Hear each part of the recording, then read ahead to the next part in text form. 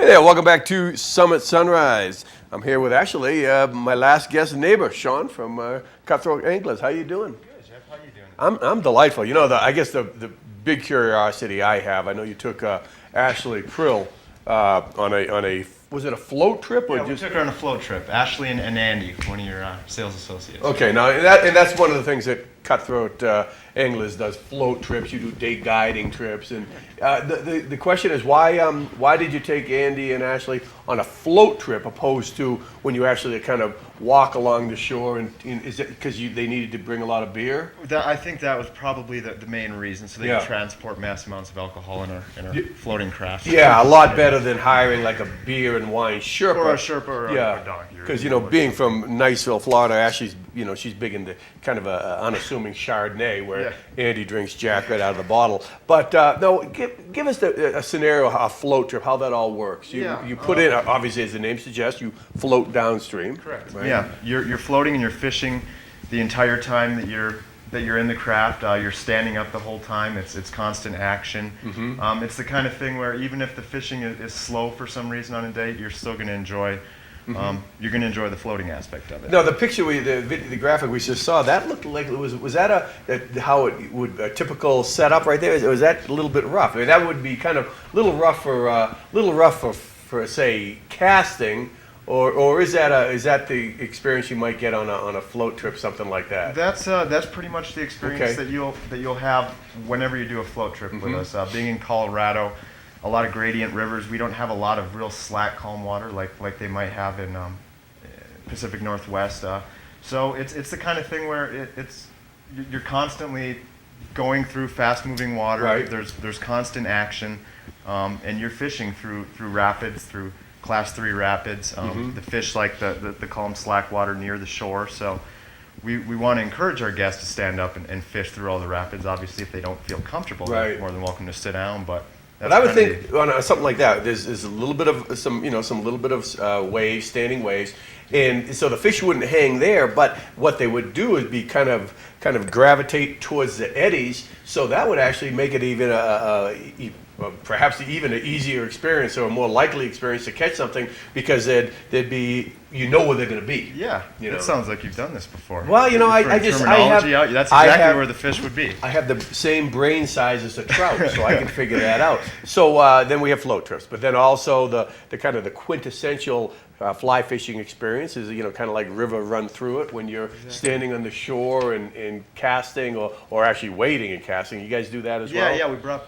Brad Pitt on as a guide last year. Nice. So if you ladies want to come do a trip with us, hopefully he's available to take you out. I actually know a dude named Brad Pitt. His real name is Brad Pitt. He's a plumber from Waukegan, Wisconsin, and he doesn't look anything like Brad Pitt, and it's like false advertising. So give us a scenario as far as a guided trip. Where do you go? How does it work? And do you give kind of a quick lesson beforehand if someone wants to kind of refine their technique? We cater the trips to whatever the experience level of the guest is. So if you came and did the trip with us and you had a lot of experience, we're going to just basically show you where the fish are going to be in any particular river. Right. We're going to show you what flies to use, because if you're an expert in, say, the Pacific Northwest, you may not necessarily know what aquatic insects are present in our rivers up here in Colorado. If you're a true beginner, never touched a fly rod, the guide's going to take maybe 25% of that trip and concentrate on the basics of casting, line mending, basic aquatic entomology if you're interested in it. Right. So they're really catered to every different skill set. So what you're saying is you could be a total neophyte, go in, you provide everything, the waders, the rod, the reel, and most importantly the expertise.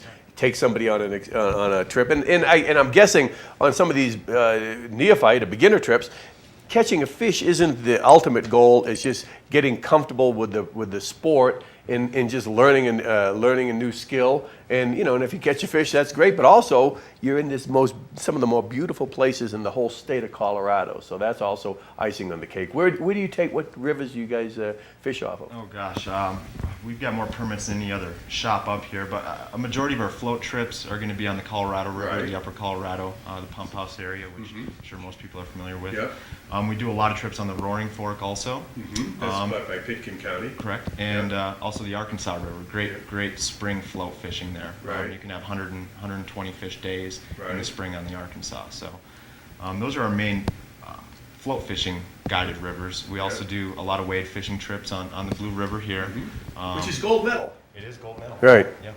And the nice thing about this time of year, mud season coming up, is the pressure on the Blue River is going to minimize a lot because we're not going to have all the people coming in. Right. Fish aren't going to be pounded as much, so we'll probably do a little bit more fishing on the Blue River during the slow.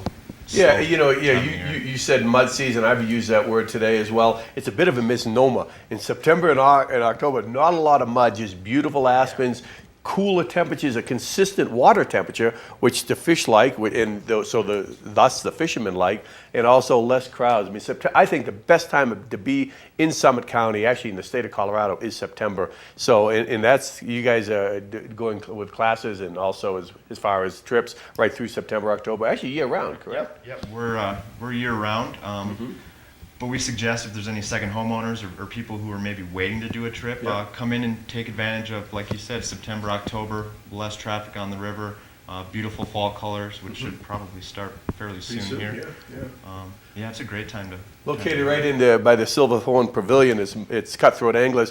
Come in and get some local information as far as what's happening, where to go, even if you're not looking for a guided trip, but also check out the new items in the shop, right? You get some new stuff at the shop there. Yeah, we do. We've got a new fall line of all of our products coming in.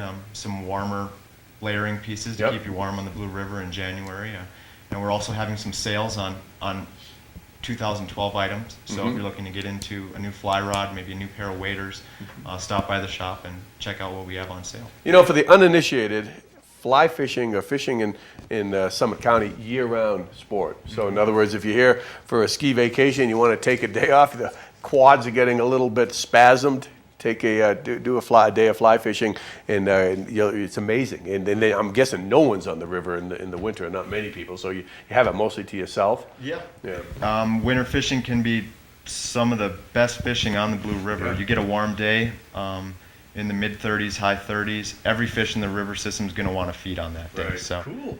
It's a great time to get out. It's one of my favorite times to fish is the winter time. And as the name suggests, fly fishing is all about flies. You guys have a winter class, right, to tie your own? Yeah, we have winter fly tying classes. We're going to come out with our dates here in the next couple weeks, so check our Facebook, or we'll mention it next week when we come back to TV8 here. Yeah.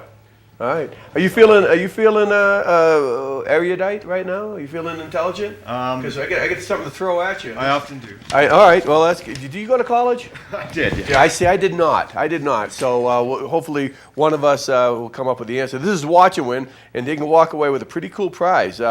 The prize is $25 at a Main Street outlet. And I'm just reading this for the first time. I didn't cheat.